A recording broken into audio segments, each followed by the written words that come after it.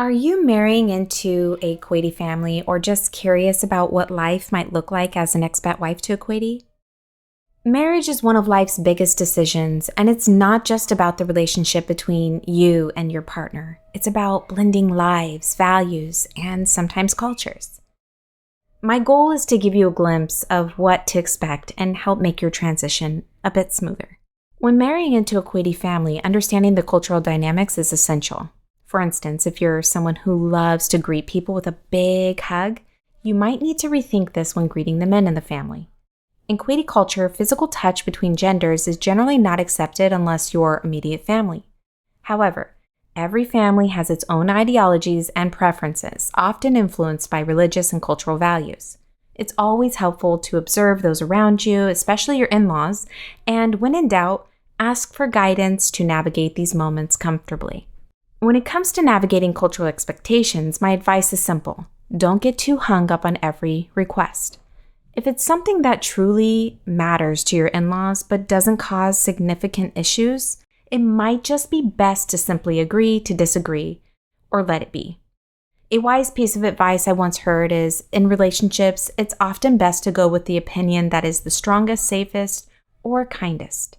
If a request doesn't cause harm and keeps the peace, it's often worth considering. Now, let's talk about social gatherings, which are an integral part of life in Kuwait. One important tradition to know about is the duwaniya, which is a space where only men gather to relax, drink tea and coffee, chat about current events, and enjoy each other's company. It's a place for men to unwind, and they often meet regularly, sometimes weekly. If you're used to tagging along with your husband to various social events, the duwaniya will most definitely be a no-go for you. Men in Kuwait also frequent men-only cafes or hookah lounges, particularly during late hours, so don't be surprised if your husband goes out with his friends without you in these late hours. These gatherings are not about excluding women, they're just a cultural tradition, and age, personality, and lifestyle can influence whether a man participates or not. One crucial aspect of marriage is protecting your own financial independence. If you plan to be a stay-at-home mom, it's important to establish an agreement that ensures that you have financial freedom, whether it's through a monthly allowance, a personal budget, or a dedicated household salary. Far too often, women hesitate to discuss money out of fear of appearing demanding or ungrateful. But your needs and contributions to the family are valid and valuable. Remember, you should never put yourself last for love. Your security, comfort, and emotional well-being are just as important as your partner's.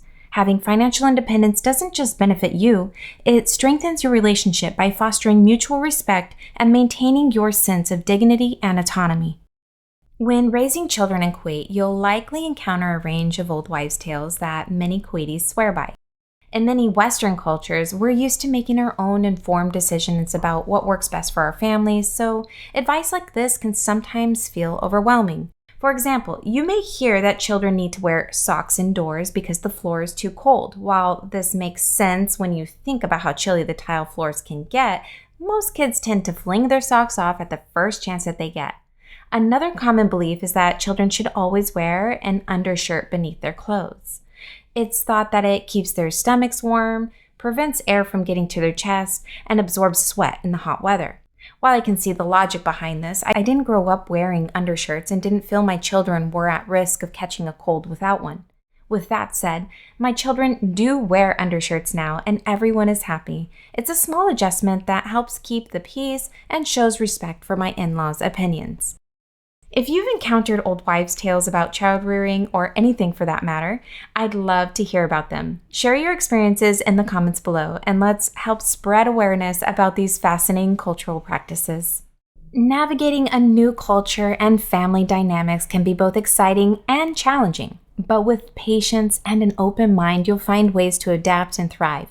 Remember, understanding these customs and expectations is a journey, and it's all about learning and growing together. If you found this video helpful, make sure to hit the like and subscribe button for more tips on navigating Kuwaiti culture and language. If you have any questions or want to share your own experiences, drop a comment below. I'd love to hear from you. Until next time, ma salama.